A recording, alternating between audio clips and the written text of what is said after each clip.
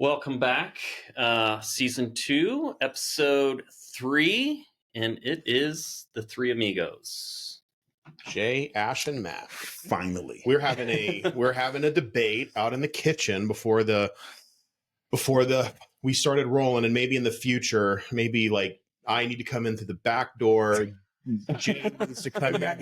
Sitting here already recording, right? And Matt is segregating us, sequestering us from each other. You in your corner. You in your corner. And the debate here, which is, I think it's a valid debate, but so we get here and you have the Netflix DocuSeries Worst Ex Ever playing. And we had talked about a couple weeks ago, this isn't a necessarily just released series. It's been out for a while, but it's a really good one. And it's really terrifying what some of these men and women went through with these exes. And but my worst ex ever. Yeah, worst ex ever on Netflix. Worst ex ever. The first episode is about this crazy dude and this gal who was dating this crazy dude. And it starts here in Vegas. 3 girls that are dating him. Correct. There's several women dating the same guy. He's basically a sociopath who ends up getting, spoiler alert, Benjamin Foster. Yeah, Benjamin Foster. By the way, if you're dating a guy, I have a private investigation company, and for a little bit of money, I could save you being the next contestant on Worst Ex Ever for Netflix. But no, my point is that. But before you go farther, I remember something that you were working with similar to that. Correct. Yeah. Yes. I worked in these stalking crazy exes. Yep. I remember that but a couple years back. Yeah. And so my debate with Jay here just now was that this lady, a very nice lady, and I feel very horrible for her, but in the first episode, it's kind of like, blame Las Vegas cops. Because what happened was, and again, this is a spoiler alert, if you haven't watched it and you want to watch it, I don't want to say turn off our stuff, but spoiler alert. The bottom line is he set her up to go to jail. She went back to this man after he had beaten her, which I don't understand that, but it happens. It happens. I get it. Confronted her and all these crazy things. And then she went back, and I'm like, okay.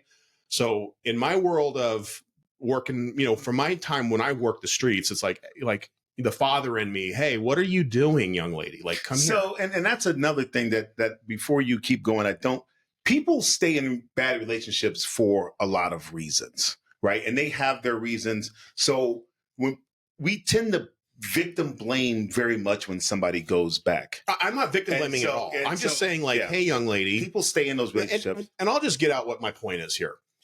This guy's a bad dude. This guy, but every time law enforcement here in Las Vegas was contacted, referenced this relationship, and there was an allegation of a crime, something happened. Enforcement action was taken. Now, what happened and what our debate here was and our disagreement was, she made an allegation in the show. Again, we don't know what the truth is. People can say things. Hold on, let me get it out. People can say things. The cops didn't do this. She says the cops never ran him. She ran out of her apartment. There was a situation of domestic violence. Bleeding. All this blood. Top showed up. Defensive wounds. Defensive wounds, bleeding her own blood. And she ended up going to jail. Now, that sucks. Watching it doesn't suck. It ruins lives. Right. What sucks is me stubbing my toe because I'm not wearing my shoes right now. Murder ruins lives, Jay. Okay. And my point is a lot of things short of murder also ruins lives. I totally understand. But the bottom line is if the cops go there and there's probable cause in Nevada, we have very, very strict domestic violence laws. Cops do not have discretion in not taking someone to get to jail when there is an allegation of a battery and there is probable cause to believe it's happened. And then the cops have to determine who the primary physical aggressor is. That's literally the cops have discretion to determine who the aggressor was. That is a form of discretion. That's discretion. They do not have the discretion of saying, hey, you go see a movie and you go to your mom's house. They have to make an arrest. And if there is an allegation of a crime, a battery, specifically a battery, which he did, and now, if I think he probably beat the shit out of himself, scraped himself up. He absolutely did. And they said the primary physical aggressor is you based on the evidence we have at this moment that we're sitting in this apartment. Based on some of the evidence, because she had defensive wounds. She was beaten. She made the phone call. She had crawled to another building. That's not so to act like his wounds are. But we didn't see his wounds.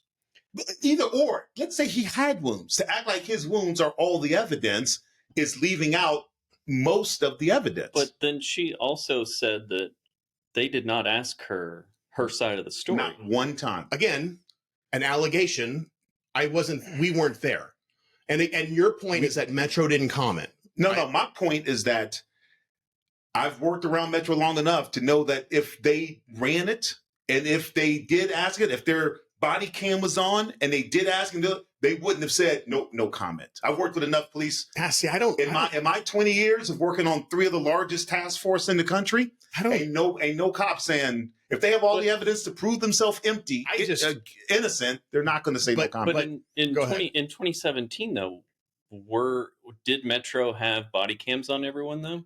Yes. Okay. Yes. Absolutely. Yes, they did. Yeah. And so they got the evidence. Right. They know the truth. They have just decided to say we got nothing to say. But every time Metro came out to this guy, every time this guy was, someone pointed a finger at, a woman pointed a finger at him, with the exception of that one time, law enforcement between here and Oregon engaged him and took him to jail. One lady said the DA wouldn't do anything, even though she also admitted that I wouldn't go into court and testify. This is the USA. You have a constitutional right as a suspect to confront your accusers in court. Yes. And if you won't go in there, I understand the trauma behind it. But if you are unwilling to walk into court and go, you did something to me illegal and I want you to pay for it, the DA has to, they have no choice. They can't prosecute. They can't prosecute a person if you're not willing to go in and testify. They offer a deal. Yeah. He got something. The same woman, she quote, worst day of my life. Yeah. She got out of jail. He had stolen all of her shit. Yeah. Horrible. She went back with him. And then she called, I think it was a third time, and a Metro cop grabbed her by the shoulders and said, young lady, you can never be with this guy. That's okay. So my point is, it's so easy to say, oh, the cop screwed up. No, choices have consequences, and we have to say, hey, I'm not victim blaming here. But if that was my daughter, if my daughter's boyfriend did something to her, you can't allow this in your life. This is what I know. I sat for 10 years next to you. Right? We're talking about going back to relationships and being in that. I sat for you next to 10 years and watched your employer treat you like shit. Pass you over for things that they shouldn't have passed. Yeah. Pass you over for things, blamed you for shit you didn't do, passed you over, more or less treat you like shit. And every time... Yeah, why do you think I'm retired? And every time you did something, I'm thinking to myself, Ash is my boy. I would have left these fuckers a long time ago. The fact that you stayed in as long as you did and went back to them and bled and sweat and risked your life when they treated you like shit for 20 some years. That's it. Sure. So physical abuse, mental abuse, abuse is abuse. But here's the point. They treated you like shit and you kept going back for 20 years. But here's the thing. Okay. Absolutely. Everybody has their reasons. Absolutely true. I've always said policing is dating a psychotic, crazy woman. Yeah. The sex is amazing, and that's the paycheck every 2 weeks, but the rest of the time she's trying to kill you. I had to stay. The minute I hit that number in PERS, I was gone, dude. I'm not saying, but I'm saying the battered spouse syndrome, I was out. Yeah. So I understand that correlation. And so was she, when she got to the point where she said, okay, this is enough. Sure. I've had enough. So the going back, we do that, but that's unfair because so many people stay in so many abusive relationships when they could leave that they don't. Because you could have lateraled. You could have done a million things. No, I was too invested at a certain time. Ash, you could have lateraled. You could have done a lot of things. People do it all the time. I would still be working. I wouldn't be retired. You'd be the chief of police of a lot of school districts. Of a lot of police departments around here if you had lateraled and gone out. Yeah. But so you weren't. You even came to Metro from someplace. Correct. So you could have done other things. Yes, but Vegas is my home. My family was here. I agree with you. And I understand what you're saying. There's a reason why you stayed in that horribly abusive relationship. There's a reason. But there's also life. And it's like politics. It's like so-and-so got promoted or like I got a 94 on the sergeant's written exam. Unbelievable. And the cutoff was a 95 one year. And I'm just like chink in the armor. You have very good reasons to stay in that horribly abusive relationship that I would have left a long time ago. I didn't suffer one day in the FBI that you suffered in Metro. I would have left 30 minutes after somebody treated me the way they treated you one time. 30 minutes. Well, I'm stupid. So I'm saying that to say, as we watch these shows and we see people stay in these bad relationships. Yes, but we have our reasons. There's a difference in a career that starts out amazing, and then as you start to see the sausage get made, you're like, holy shit. Yeah. And then you're kind of stuck there. Like So, it's more like sounds like a relationship. Yeah. no, it's more I'm in the matrix. It's not a It relationship. sounds like a I'm more in the matrix. People start off in relationships. Mhm. It's awesome. And then 10 years later, it's- they're watching the sausage get made. They're like, this is fucking terrible. It's the it's- honeymoon phase. Yes. And Yeah. then you go from the honeymoon phase to, I'm getting the shit beat out of me, from getting the shit beat out of me back to the honeymoon phase. And that's the why same thing. I a think- lot of victims stay in those relationships. It's because they always get that sensory overload Of course. of the When it goes back to being good. Yeah. It's like being married. Well, you get a know? dopamine release when it's good. Yeah. Yeah, that's what I'm And- saying. It's like, when it's good, it's great. Yeah. It's like, it's not, it's horrible. Well, it's like my stomach. My stomach's always giving me problems. I'm always stressing, and the stress correlates down in my Of course it stomach. does, yep. And the second I take a sip of tequila, I drink a beer, I'm fine. Well, think about it. It's a stress reliever. Yeah, It's what we do to cope. That's true. That's absolutely true. My thing is this, like, if you are in that relationship, you gotta, like, ladies, I'm begging you, as a father, as a husband, as a man, who would never lay his hands on a woman, Mm-hmm. unless you're trying to, like, hurt, like a suspect trying to hurt me, and even then. come Okay, on. this is a horrible You're a question. father, but you're a father. You're a father. You're a father. We have women in our lives that we care about. Yeah. We have mothers and we have daughters. And it's like if my wife hit me, okay, I'm 23 years in. She comes in one day, has a bad day, smacks me on the side of the face. I'd be like, what the fuck's wrong with you? I don't know. But if I'm only met you 2 weeks in, or I'm only been dating for a month, come on. Would you? Okay, tell me this. Okay. I'm about to tell you this. Here we go. Then you tell me this. We're drinking tequila. You have a daughter. Yes. Would you rather? This is the most horrible thing I've ever asked. God damn it, Jay. Would you rather your daughter be with a man that hit her once, or be with a man that psychologically abused her for a decade? Do I have to make a choice here? It's A or B, motherfucker. Spit it out, and then you're Why next. can't there be a C? Well, here's the thing. My daughter, There should be a C. No, Well, we're talking about first of all, to answer your question, I would pick, I know my daughter, Mhm. and she's a firecracker. So if you hit her, she's probably going to beat It's the gonna be living. on. She, jujitsu trained, and she's lanky, and she is a firecracker of a young lady.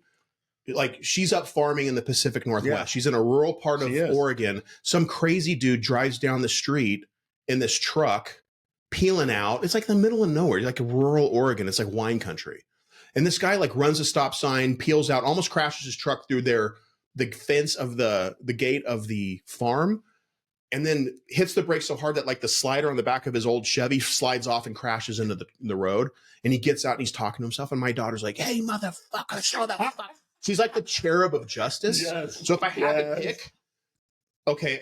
to pick, if this is that psychological exam, you pull the lever and the train kills one or all. I'm picking hit her once because she's going to beat the living shit out of you. She's going to protect herself. Yes. Yeah. What about you?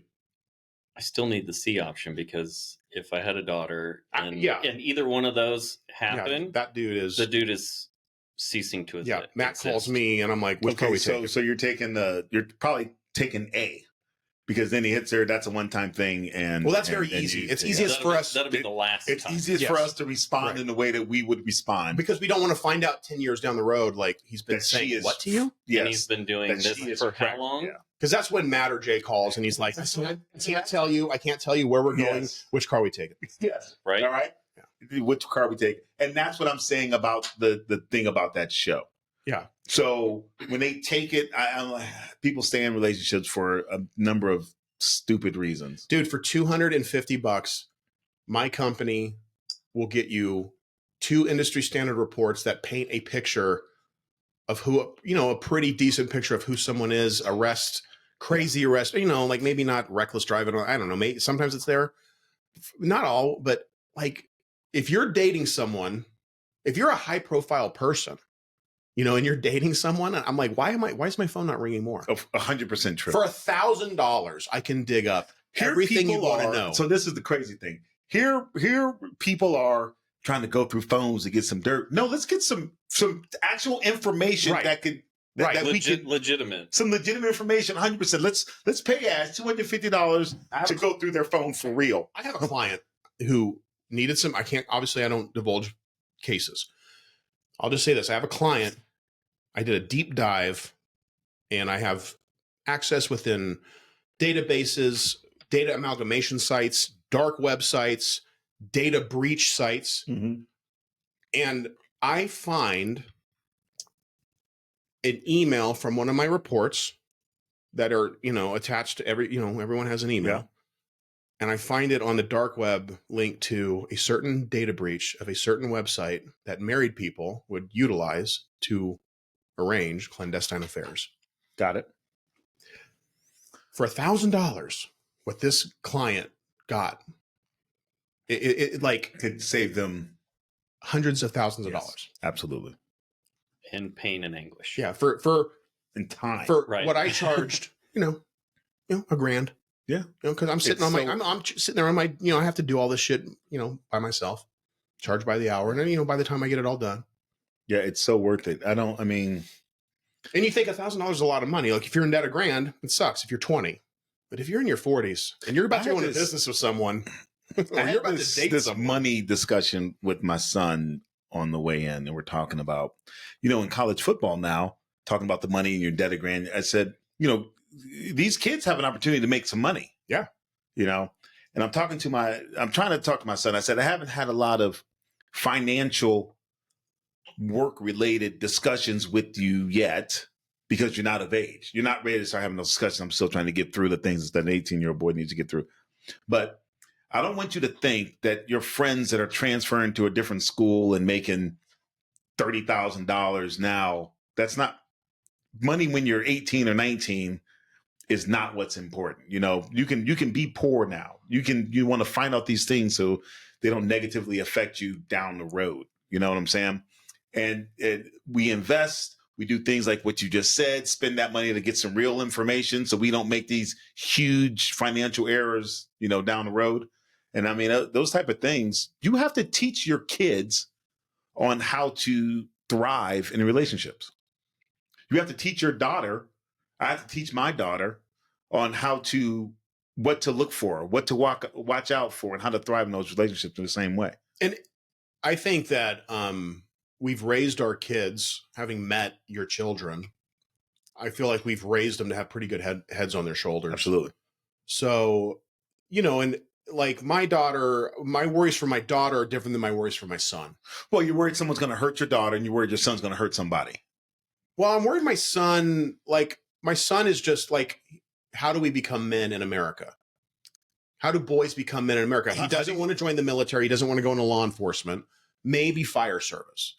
But I'm like, outside, it's like, how do you slay your dragon? You're 17, 18 years old. Yeah. How do we, like all the problems in our country, a lot of like our threat issues, a lot like what's happened, like these people with Trump shooting at Trump. It's like, these are all man children who never grew the fuck up. They never went on a quest. Well, and they've got and then they have you throw in mental illness. You throw in you throw in just the standard pathway to violence stuff that we but men don't, like real men. That's not an issue. Who have control of their grievances. Correct. Real men who have and they have.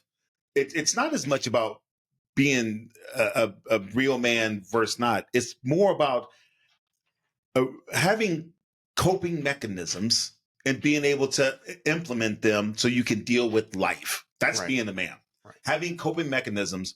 When you don't have those coping mechanisms and you fall into crisis and you fall into the cycle of grievances, right. Then those things come out. But yeah, right. How do we teach our kids coping mechanisms and life skills? Right. I'm Tequila helps. Huh? Tequila helps. I don't know. I don't know about that. Well, it's just like, like I'm trying to keep my son from becoming the grievance collector. That's like on this date and this time, so-and-so said this, and that pissed me off, and it's going in my little book. Yep. Do you let that shit go? Coping skills, coping mechanisms. Trying. I'm working on it. Like just found out today, they rented an apartment here in Vegas. All right. Like, all right, big dog. Like, awesome. Why didn't you tell me? Well, why are you still at home? The girl. Well, he's really not. He's really like he and his girlfriend are living in sin. But she thought they're living in 2024. Exactly. Mm-hmm. They're living Yeah, they're living. in as 2024. I did in 94. Exactly. But it's like, well, she thought you'd be mad. I'm like, why would I be mad? Like, just tell me. Like, there's pros and cons to everything, Mhm. you know? Yeah. Call me up and say, hey, we're renting this place. You know, you want to save money because you want to move. You want to move out of state. You want to go to this place in another part of this country. Yeah. But now you got this rent. This great thing, and you'll know this because your son is the same age as he's right in between my son and daughter, I think. You know, one of the ways to determine how good of a father you are is when your kids get in trouble or do something stupid, do they come to you or do they run away from you? Right. I mean, that's all I'm trying to get my kids to do is when shit goes down, just come to me. Mm-hmm. You know what I'm saying? I don't matter how bad, just come to me when stuff goes down. I can fix it before it becomes worse. Right. Yep. You know, that's all we're trying to do. Come to me. Yep. Or I can help you Yep. fix it in a way that you're able to come out better than what you started. Yep. And you can learn a lesson from it. Yes. Yeah. You can do those things. And I'm it's like I tell my kids, I go, look, it's never the crime, it's the cover up. It's always the cover up, bro. You know, it wasn't that, this happened. It's that you tried to hide it and then you lied and you connived. And it's just like, son, just call me up and say, hey, we're getting an apartment. All right, cool, man. I'm not mad. And then not again, like, I'm not trying to correlate that as a crime. But like, I get a voicemail on my phone. Like, for some reason on our family plan, every voicemail that comes to any phone in my family goes to this phone. So I'm in the gym this morning and I get a voicemail just bloop, bloop, and I'm like, fuck, I missed a call. And I listen to it. And it's like, hi, me, which is also my son's name. Just calling about from the leasing office, just calling to see if you're still having a problem with the smell of smoke in your apartment. And I'm like, is that how you found out? That's how I found out. So now the cop in me thinks someone's used my identity. 100%. You just got jacked. And you just got jacked. And somehow they got my number and they're calling me. And I'm like, and then I'm like, wait a minute, where's this apartment? And I like look it up and I'm like, may or may not have looked I find my iPhone the other day, like, hey, you're late for dinner. Where the fuck are you? I'm like, oh, I figure like, oh, he's at a buddy's apartment. As long as you're on my plan, you're on my Life 360. And if that shit's not turned on, your shit's not turned on. Period. It's like you listen, like you lose your phone. It's like, hey, Dad, I can't find my phone. I'm calling from. It's it's in it's in the cabana, at the pool, or it's in an apartment in the hood, dude. Good luck. We're gonna get it back. It's gone. Good luck. It's slinging rocks on the west side. Is what it's doing. Back. Yeah. But prank caller. Yeah, right. I get that back. Yeah, or like the little the air tags. Like I put an air tag in every car. It's $40 stolen car low jack. I had to put one everything my mom owns. Air tag it. Yeah, everything because she will lose anything. Yeah, I put in my golf bag. You go to the golf course. Mm-hmm. You go inside to take a piss. You walk out. Your $2,000 golf bag's gone. Yeah. Well, guess what? Not anymore. It's literally it's 30 seconds in the parking lot ahead of me, and I'm running out there to catch them. So little things. That is true. Matt, before we go any further, what are we drinking here? So we are drinking a Sparrow. It's good. It is good. And it's a fairly inexpensive bottle. It is 80 proof and comes out of Gnome 1551. And you, my friend, are drinking a pineapple mint Paloma today. Okay, so what's the pineapple? What's the other? So that's fresh pineapple juice. That's mint leaves and key limes, actually. Wow. No, the little that ones. Is good. Yeah. Those little ones he was cutting up. Yeah, that's good stuff. Was it good? You like it? Oh, it's really good. And you're using the same tequila? Yeah. Always, yeah. I like a Sparrow. It kind of reminds me of a Cimarron at the price range. It's very similar. Yeah. Yeah, it's not as agave forward as Cimarron. It's a little bit more maybe mineral. It does have a minerality to it. It's got a very kind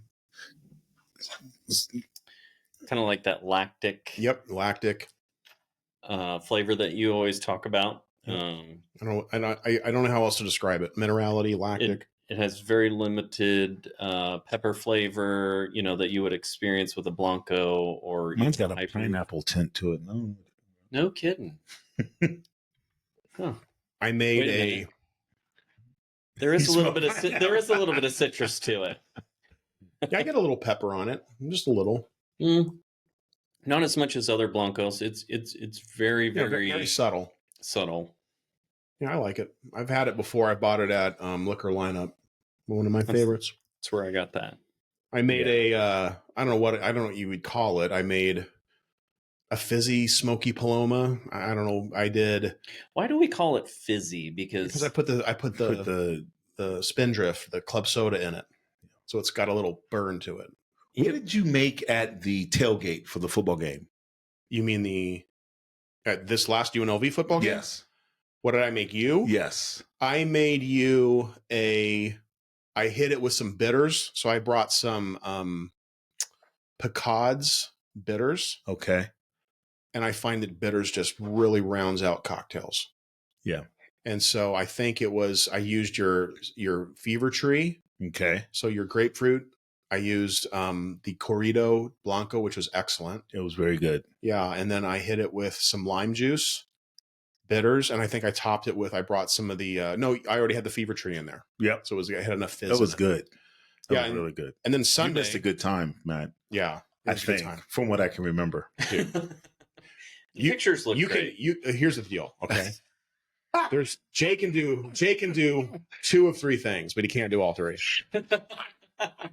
He can drink heavily in the parking lot. He can be in 100-degree weather, and he can cook on the hottest grill I've ever seen with the most amount of sweat and smoke in his face I've ever seen in my life. You can't do 2. No. You can't do all 3.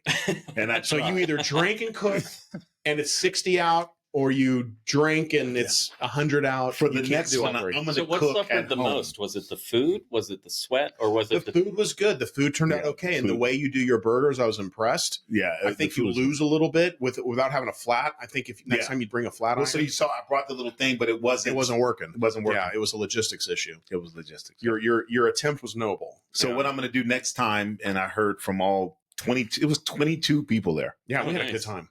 22 people there. I'm going to cook them at home the night before, wrap them, and just warm up, and we'll just warm them there, so we'll be able to eat there.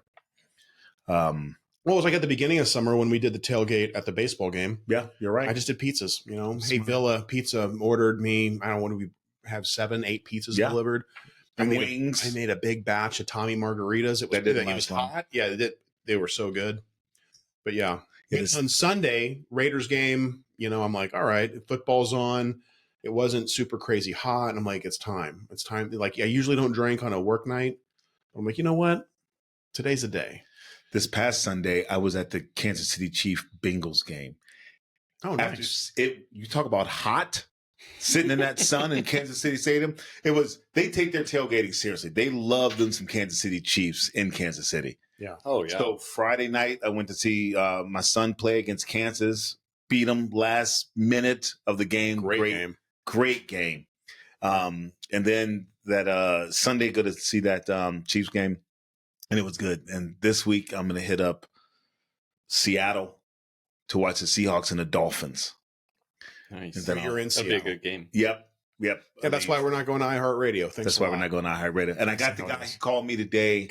I'll talk to him for you. I'm going to go see the Yankees too. I get it. Friday night. That's the only night I'm available.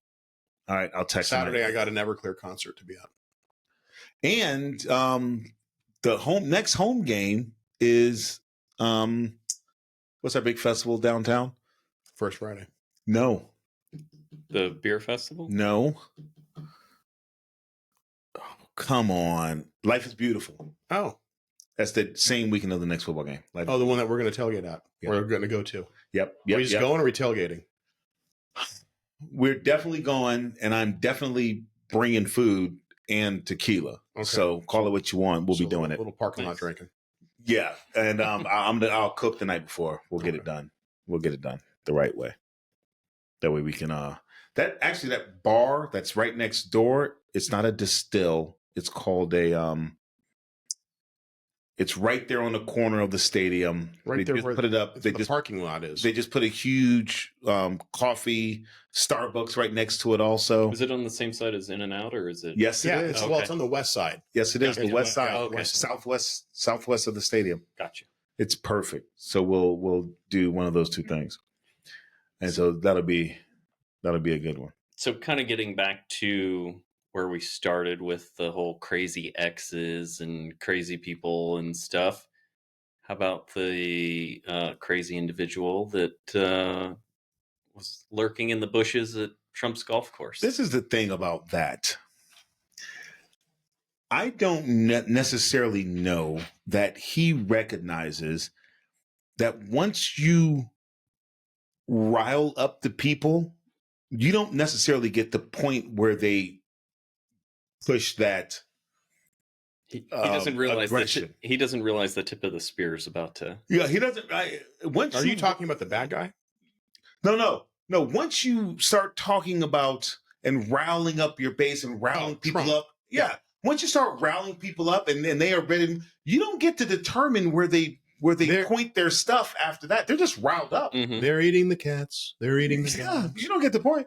I mean, you can go old Julius Caesar, Mark Antony, and say let loose the dogs of war, but they might bite you. Yeah. Yeah, you don't get to say who they're going to bite. Right. Once they start biting people, they bite.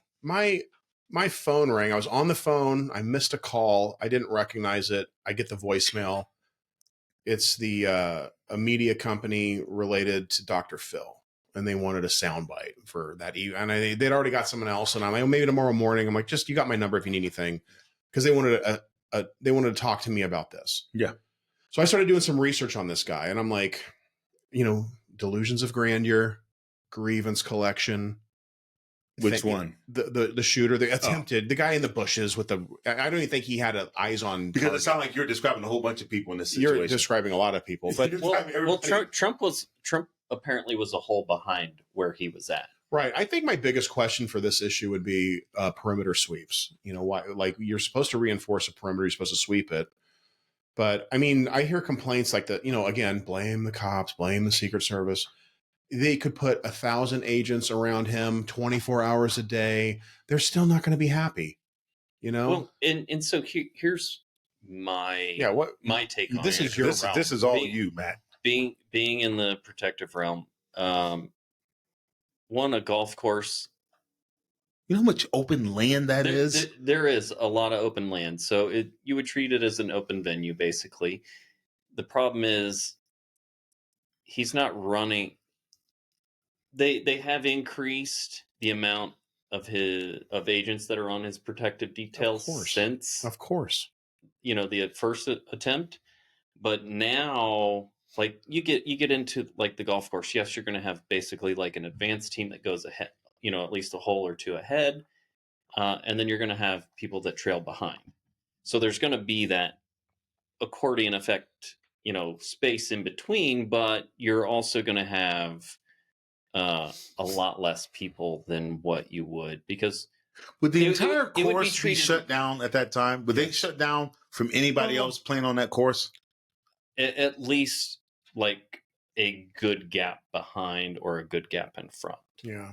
Like if they know he's going to tee off at a certain time, they'll cut people off because a lot of the time those courses wind back and forth. So, so hole 7 could be close to 1. Right. Because it winds back. And knowing the atmosphere and just who Trump is, and if you're the head of Secret Service, just close the whole course. I wouldn't be surprised if they had the whole thing closed. I just, and that's probably the case. I would like to see, again, I want to see the after action report. I want to see how far away this knucklehead was, the bushes, the hole in the fence. The reports that I've seen say 300 to 500 yards away. Between 3 and 5. With an AK that was scoped. That's doable. Not as doable as the last one, but it's doable. The last one was just put the scope on his center mass of the chest, and we wouldn't be having this conversation right now. That's why I kept saying it was amateur hour. With the way that report reads is that if it's 300 to 500 yards away, it's leaving out the information of, is that 300 to 500 yards away from where he was teeing off? Is that 300 to 500 yards from him even approaching that point of where, he has an open shot? So, there's different dynamics that you have to look at. But 500 yards is a long way. It's 5 football fields. It is. Yeah. I mean, 7.62, it's easily. Yeah, that's a long way for someone. Well, I'm saying that in relation to you were talking about people in front, people in back, the whole accordion thing. 500 yards as the crow flies. Yeah. I mean, that's a long way. Mhm. That's half a mile almost. Yeah. I read about him. He wrote a book. He's just very delusional. He ran a Twitter account. He's reaching out to world leaders. He was in Ukraine trying to coordinate bringing in fighters from Afghanistan. It's like, it reminds me of bin Laden with the early days of Al Qaeda with the Mujahideen fighters. Like who is this person? And then to the point where there are a lot of those people out there. It's just a bell curve, with standard deviation. A lot of those people out there. Yeah, how many other people have delusions of grandeur in a nation of 360 million, 370 million people? Remember how? Okay, so remember in the FBI how we had to do walk-in, and we had to be on the phones as agents once every whatever. Metro calls in the bucket. You're like the detective on the phone. Yeah. So when you say how many of those people there are, 8 hours a day, 5 days a week worth of taking calls. Yeah. A lot. There are a lot more than you would think that are out there. So a lot. So that's what I'm saying is it's almost impossible but here's on the Secret Services side to protect from that many people. It's an impossible mission. Yes. And here's the thing. This is the problem. Here's another issue we're facing as a nation. A friend of mine says, this is unbelievable. This has never happened before. That's not accurate. And again, I go, Gerald Ford was shot at 18 days apart. Like 5 out of 7 presidents in a row get shot at. I go, Gerald Reagan Ford. Was. Yeah. I said Gerald Kennedy. Ford. Yeah. Who was the president when just as I was about to be born. Yeah. Was shot at 18 days apart. Yeah. It's like we're as a country. Is it a good thing? No, it's not a good thing. No political violence. We the Democrats don't want everyday fighting. Democrats are like, we want to beat them in the voting booth. Of course. Period. Yeah. We don't need martyrdom. We don't need any of this bullshit. We have a problem in this country with history and mental illness. People don't realize what it was like 50 years ago, 60 years ago. So we have a problem with history. We forgot how to look. Everything is so superlatives. This is the most of all time. I hear it every day when we talk about crime. Yeah. Well, it's such a dangerous time. I'm like, you forget the 80s? Because the 80s happened. Yeah. Well, and that's also due in part that people are erasing history, like tearing down statues. We went through that whole period where people are just getting rid of everything that's happened. And it's like, you're now just basically they're not getting rid of the books. Yeah, they're getting rid of the statues. Yeah. The problem, but at some point, the removal of the books are going to come, and then that's already happened. That's already happened. Yeah. But the problem is it's a case by case nuance issue. If there is if there's a statue of Hitler in the square, I don't want it up there. I don't need that there. When I can go to a museum, I go to the Holocaust Museum and learn all about that guy. It's nuance. It's like, do we rip down the George Washington statue? Well, he owned slaves. Well, okay, that sucks, but he's George. It's like, where do we call the line? What's the line? Is simple. They're all elected officials making these determinations. It's voting. It's not like everyday citizens are tearing down statues. No, cities are doing it. Elected officials of cities are doing it. So the people have elected people that have the same beliefs as the people, and that's what they're doing. It's not like me and you can take down a statue. It's the elected officials of that city have, from their constituents, heard that this particular thing is offensive, and they're following what their constituents want. It has nothing to do with anything other than that. It's just like school boards that have decided that these books don't belong in the students, whatever. We elected the school boards. These libraries, we elected the people that run those things. So it's not just happening out of nowhere. We have elected people that have made the determination that these things are offensive and they need to go down. I mean, it's It's not just happening on its own. It's the government of that elected area that's doing it. I mean, when you look at Virginia, when you look at the South, when you look at the places where these statues are coming down, they're not coming down for any other reason other than the demographics of the area where those statues have changed to such that the elected officials in those areas have got to the point where they can decide to take them down. Sure, but again, here's the nuance. In the 1960s, in the late 50s, early 60s, when the civil rights movement began to pick up pace and hit a fervor pitch, all of a sudden, the southern states started putting up these very racist statues. Absolutely. Nathan Bedford Forrest. Yeah. Nathan Bedford Forrest is the grandfather of the Ku Klux Klan. They stuck him up as a reason. Yeah. Now, Thomas Jefferson, the father of our republic and modern democracy, and who wrote the Declaration of Independence, a flawed person, a flawed man. He's a flawed human being. But nonetheless, I get to speak right now and not have the government come take me to jail because, we kind of shit talked the cops earlier. And I don't go to jail for that because of a man named Thomas Jefferson. You still got to drive home. Yeah, that's true. But that's like the nuance of it. Like, okay, these are statues that were stuck up in the 50s and 60s to finger the middle finger to Black Americans who are like, no, we have an equal right and say in this democracy, just like the rest of y'all. Yeah. That's the nuance to me. And I'm like, wait a minute. So tear down Nathan Bedford Forrest. But I don't know. Can we talk about Thomas? Can we talk about George? Ben Franklin? Why? Just because some kid are saying to do it? The demographics of the areas where these things are up has changed such that now it's a people in there that says that's offensive. And that's called life, man. Yeah, but when the demographics change. But this is the tyranny of democracy. Yeah. We don't live in a democracy. We live in a republic. We elect people. Yep. To represent us. Yeah. And sometimes those people go, no, we can't do that. Take a breath, calm down. Not if they want to keep their jobs and get reelected. Well, that's true at the local and state level. But and that's what we're talking about. We're talking about local municipalities taking down. That's what we're talking about. When a senator's like, no, we have to do this certain thing because I read a classified briefing and you don't know about it, but this is bad. And this is why we so often see senators tell the people at the local level, hey, don't do this. And people at the local level say, mind your business. I own this corner of this city and I have to answer to the people that stand on this corner, not the whole state. So we're doing what I want to do. Yeah. Right. Like federal law enforcement says we want this and the sheriff says that's not happening. It's not happening. Yeah. Yeah. So it's the same thing with the other local officials. And then people move to somewhere where those things are acceptable. Yeah. We see the demographics of the country changing all the time because people want to live around like-minded people. People get mad they're tearing down statues. You come to Vegas, they're tearing down hotels. Well, I mean, even just the amount of people that are moving from California to Vegas just because of the politics. California evens out, though. Yeah. I don't know that the people always talk about the people that are leaving.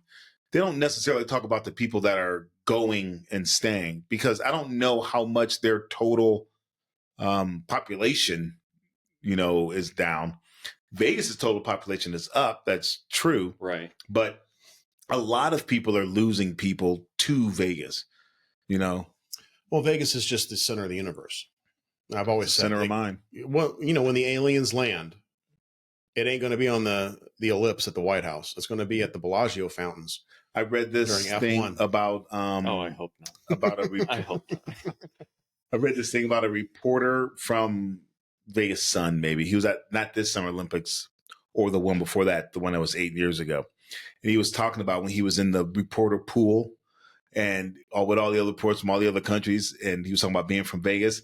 He said the other reporters had more questions to him than they did the athletes because it was the center of the entertainment world back then. Well, I used to travel and you go anywhere in the country and, people are like, oh, where are you a cop? I'm like, Las Vegas. They're like, wow.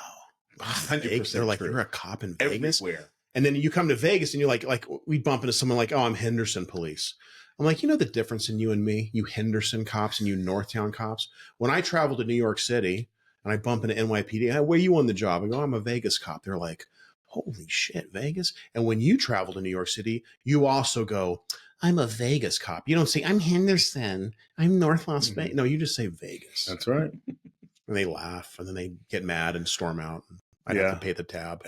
And then they live their much easier life now. Right. Put up with as much bullshit and be happy. Right. So it evens out, right? Yeah, right. Because you don't see a lot of... I have a black eye, broken ribs.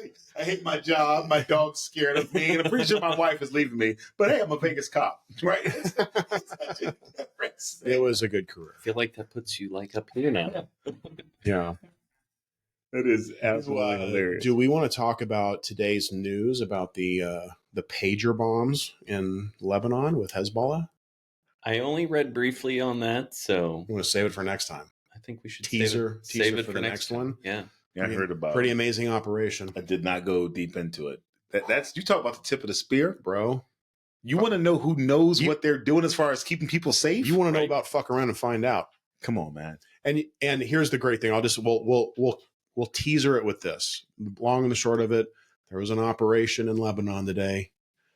Israel did some pretty amazing shit in all reality, but they definitely had some help because the American University Hospital, they were involved. Like they had to change out all their pagers a week ago. That doesn't happen without, Uncle Sam, of course, coming in and doing some stuff too. Yeah. So. Yeah. The score is not 21-0. You know what I'm saying? Those cats are doing their things. Mm-hmm. It might not be up on the board, but it's not a shutout. Collaboration is a beautiful thing. Oh, yeah. When it happens, it definitely is. So anything coming up future? Any tequila events? Well, you were in LA this Yayo event. So I just went to the Yayo high proof release in LA. They did it at it was an industry venue. So I mean, it was a little bar area, and then this looked like it was like an industrial space. Area. It was in the industrial area. Yeah. Great event. I love their stuff, man. Met with John and Leron, and they showcased the high proof. Did you bring some back? It's only pre-order for right now. I never trusted. So by one job by end of September, at least from what I recall, and at the event, end of September, it should be in the United States.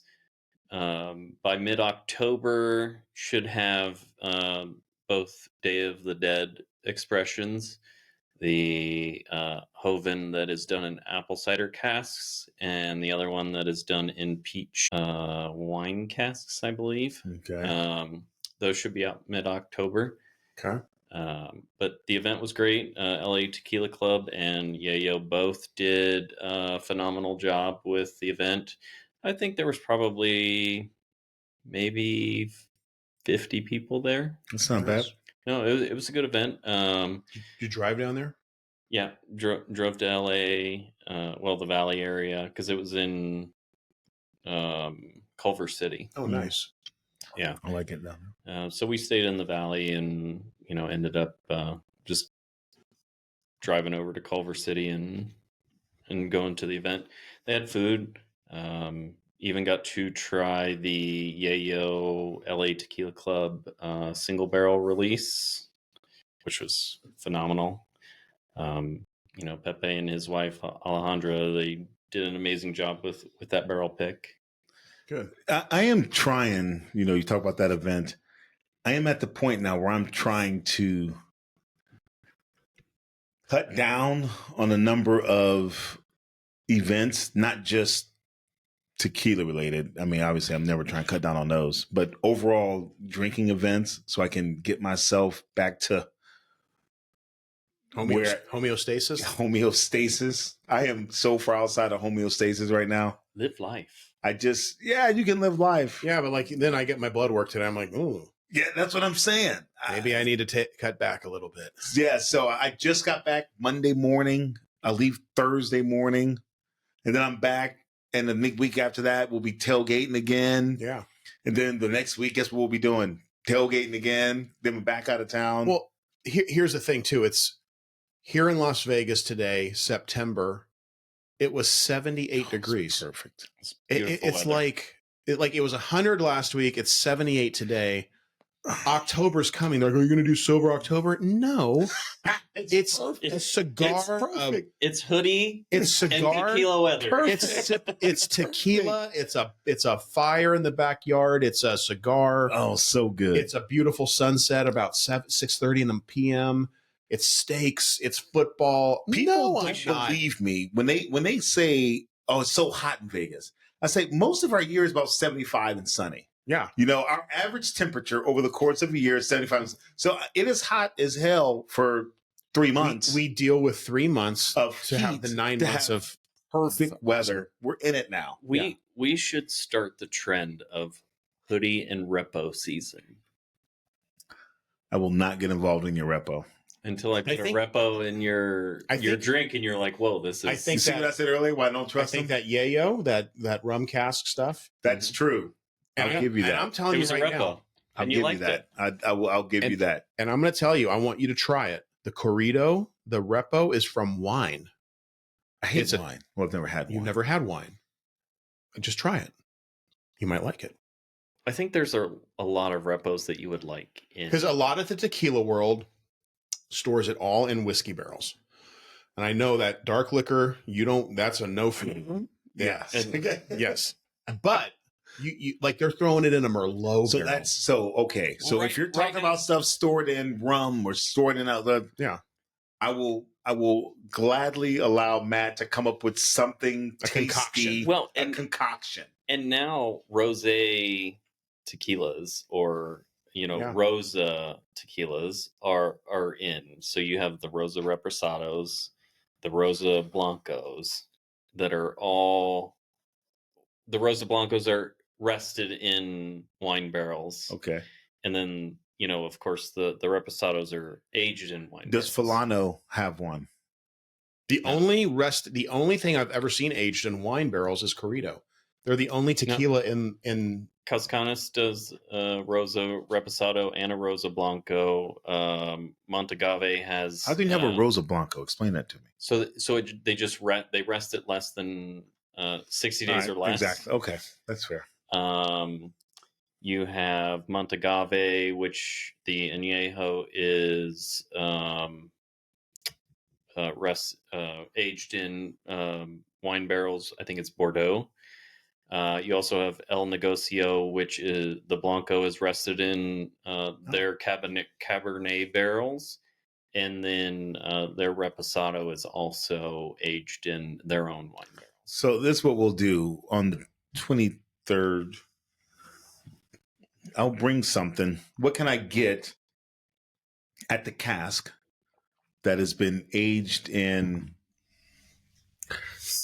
Let's go. Mark would be the one to ask. I have not been to the cask in a while. A yayo, never trusted a yayo rum one or the Corrido. Are those? Can we get those easily now? If I go to the cask or if I go to Corey's?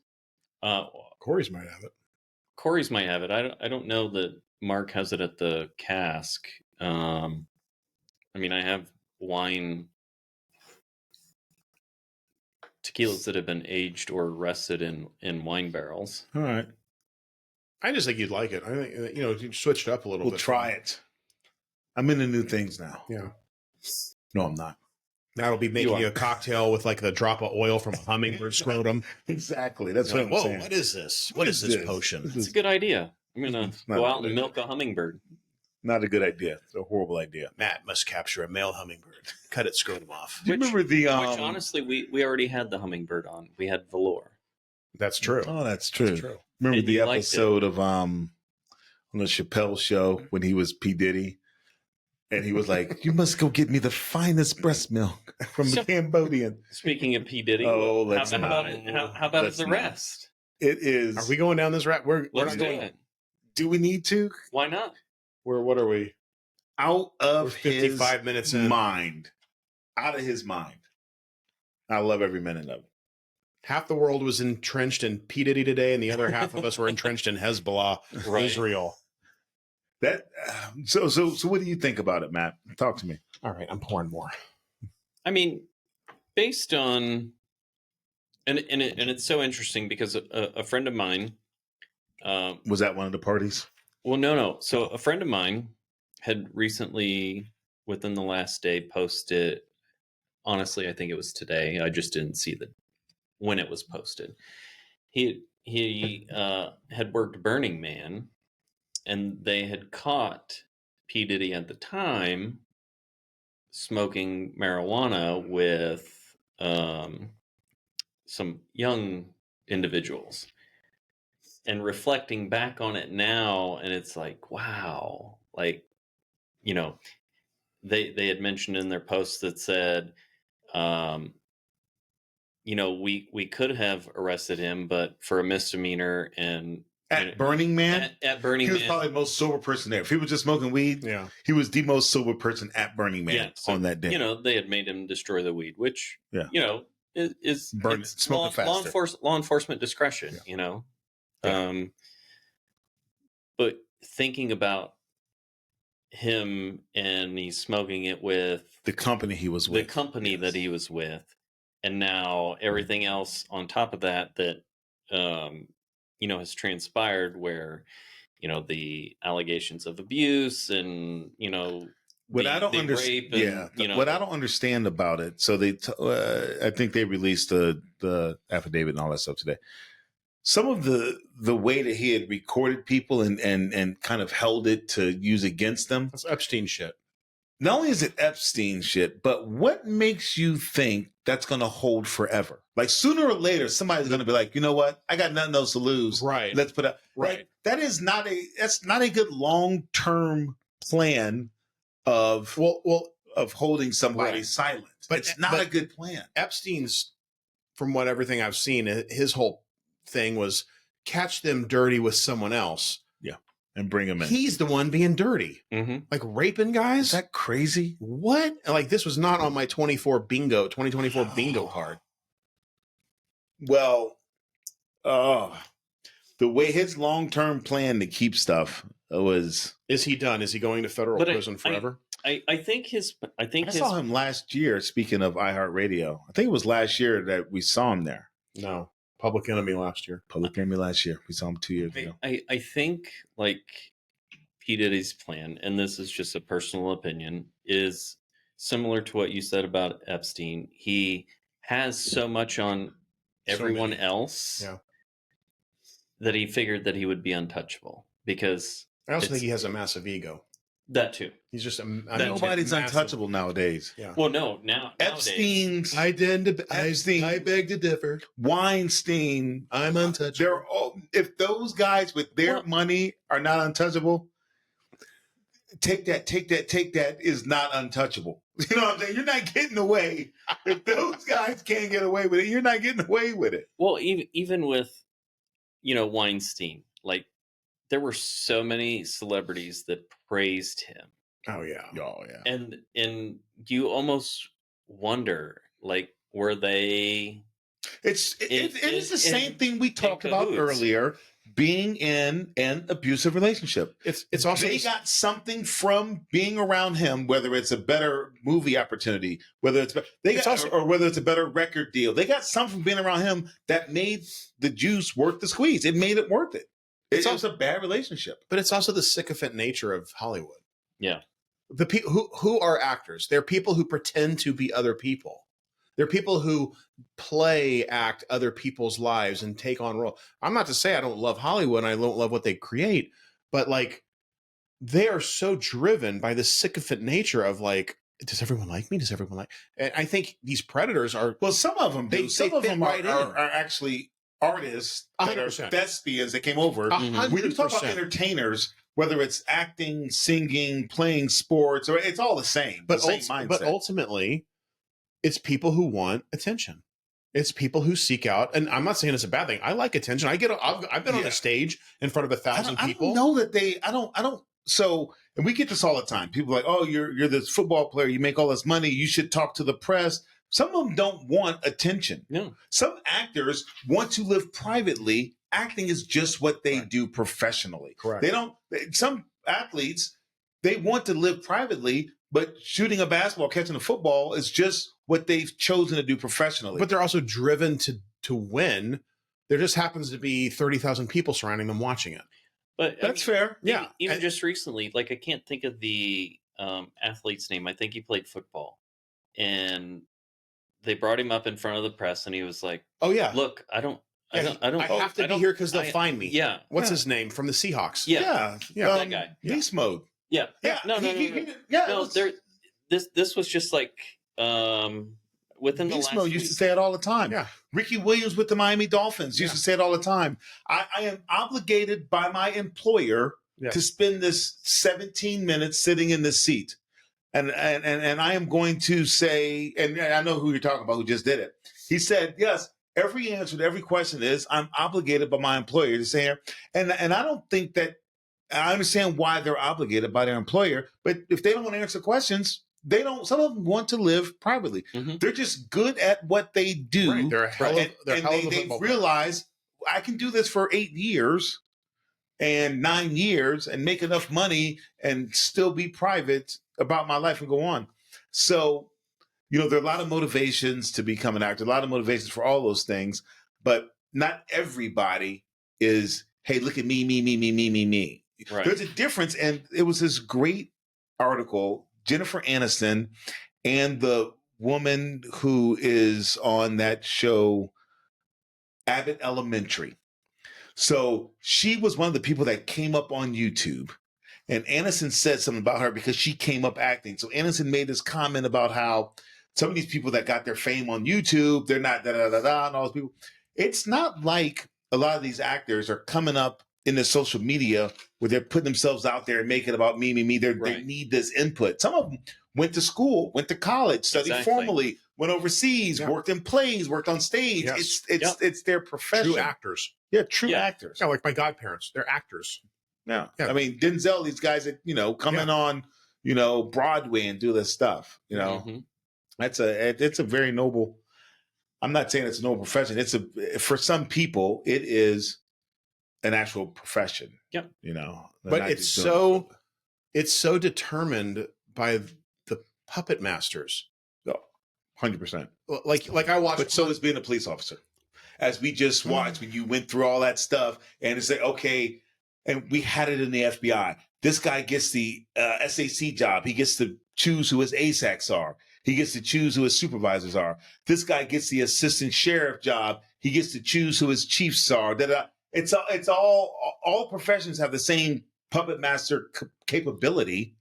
Yeah, but you know what I'm saying? Well, everything I ever had was civil service tested. I mean, I was never the puppet master.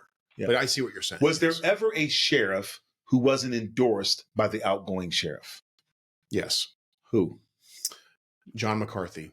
John McCarthy beat Ralph Lamb. It was a fluke. He made the undersheriff. He put the undersheriff from a patrol officer position. He was the fly in the ointment in the late 70s. So generally, and there are some. I have a tape of my dad. In the old days, my dad, when I'm a toddler, my sister is a baby. In the old days, my dad, who's English, would old school Radio Shack tape recorder on a cassette tape. He would record, hello, mom, hello. And his brother, my uncle in England, is Ian. And hello is what's going on in Las Vegas. And, blah, blah, blah. And, Ralph Lamb lost the election. And this new John McCarthy, I'm going to have to get to know him. I don't know him too well. And I'm like, and so I get this tape. My uncle sends it to me from England. I take it to one of those technology places, turn this tape into a flash drive, plug it in. And I'm like, I haven't heard my dad's voice since he passed in 90.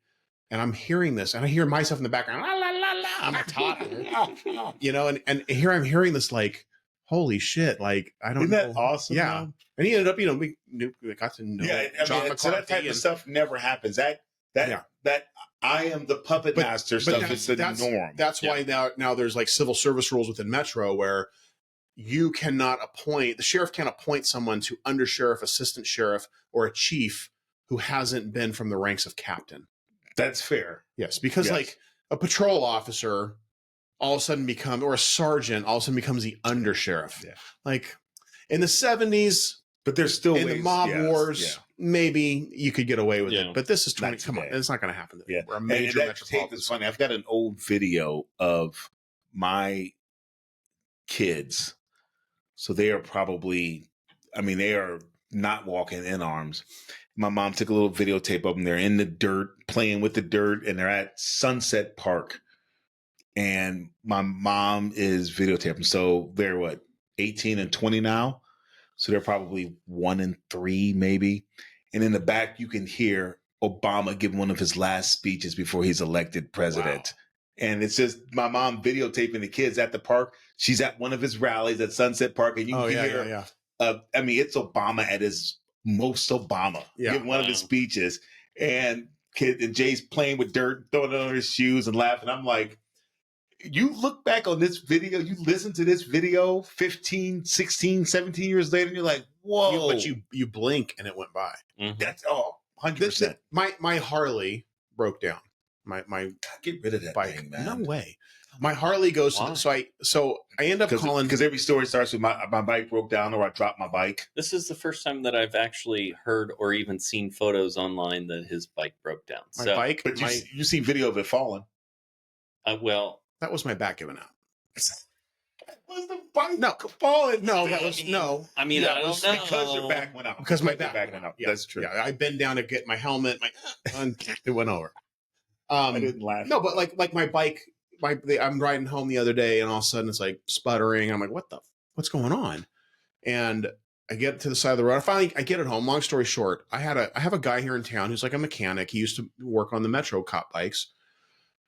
Good for oil changes. I text him. He's like, dude, I hate to break the news to you, but I don't want to work on your bike. I'm like, did I piss you off or something? Like, did you read like what did I do? He goes, no, it's an old bike. And I'm like, it's an 05. He's to like, me, yeah. to me, it's a classic. To me, it's yesterday. Yeah. But I'm like, if I'm graduating high school, it's a 75. Yeah. If I'm a senior walking off high school to college in 1995, my bike is a 75. 75. And to me, that's fucking old. And so then I'm like, and so I end up biting the bullet. I take it to the Harley dealership, which is, why spend hundreds with my mechanic when I can spend thousands? It's funny how you talk about Harley dealership. It's so funny how you talk about Harley was like, here's the Astro Glide. Exactly. Yeah, and here's a P Diddy baby oil. Right? But still, but I go in there, they pick it up, they get it in. I go see the guy down there. They're nice, don't get me wrong, but they're expensive. Yeah. And the guy, I go, hey, my mechanic, I was kind of saying like once you open them up, they're a can of worms, and the parts are hard to get. I'm like, y'all do have parts for like Harleys. Like if I came in here with a 58 shovel head and the guy's like, do you have that? I will buy it from you right now. I will beat you down in this lobby. Right. Take it from you right now. And I'm just like, and then my service guy's like, that's kind of true. They're hard. Like, it's hard to get parts anymore. It's a 20, like your 05 came out in late 04. Yeah. I'm like, fuck, it's a 20-year-old. I got a classic bike. Yeah. So then they, of course they call me today. Yeah, it was a regulator. That's $300 Warren G style. $300 part, $500, $700. Oh. Okay, no big deal. No problem. $700 is nothing at Harley. Oh, and by the way, can of worms. Still a lot. And the tech found one of your seals is cracked, and it's starting to leak a little bit of transmission fluid. But those things go quick, and next thing you know, it's all over your rear tire, and that's not good. I go, that's not good. How much to fix the seal, the shift shaft seal? $800. And I'm just like, well, that just doubled. And then I go, I need oil. I need an oil change while we're at. So I'll hang it on there. You're in it. Yeah. And I'm like, I didn't want to. It was like $550 for an oil change. Yeah. And so just like $100 for an oil. Yeah. You want the suit. Just the. So you talk about how fast time flies, right? But yeah, just like you blink. And 05 was yesterday. My son was being born. I was crushing the streets of Southeast Las Vegas, and I'm like, wait, that's 20 fucking years ago. My son made me feel so old the other day. We're talking about the same thing, feeling old. So obviously he's really young. One of the youngest guys, probably the youngest guy on the team. So he's talking about some of the older guys on the team, right? And between the transfer portal and COVID and the way they do the red shirts for injuries now, there's some older guys in college. I saw a stat today that was showing 2 college teams playing like Washington versus somebody this past weekend, and they're starting quarterbacks for 24 and 26. And then they showed like an NFL game. 2 certain quarterbacks were like 22 and 22. So it's some older college players. So my son is talking about one of the guys on this team. And he's like, and the guy is in his 20s. And the guy's, JB is like, Dad, the guy was born at the turn of the century. And I'm thinking to myself, how old is he? I'm like, oh shit, he's only like 24, 25, 26. But that's the turn of the century to my son. I'm like, God, that is, you can actually say that now with guys that are out there. Yeah. But Dad, you don't understand. He was born at the turn of the century. He was born in 1900, 1900. Yeah, it blew my mind. Dad, he is a 1900 Yes. birthday. 1998 or 1999. That is the turn of the century. I was like, God, you make me feel old, man. Oh, you mean like we were partying like it's 1999? Exactly. Yes, we were. Oh, come on. Yes, I remember we that were. Y2K New Year's Eve. Lake Tahoe, Nevada. Cleveland, Ohio, man. Oh. It's Cleveland, Ohio. God bless him. All right. Matt, get us out of here.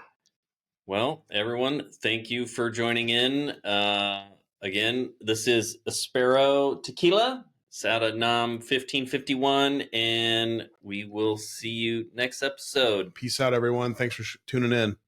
Thank you.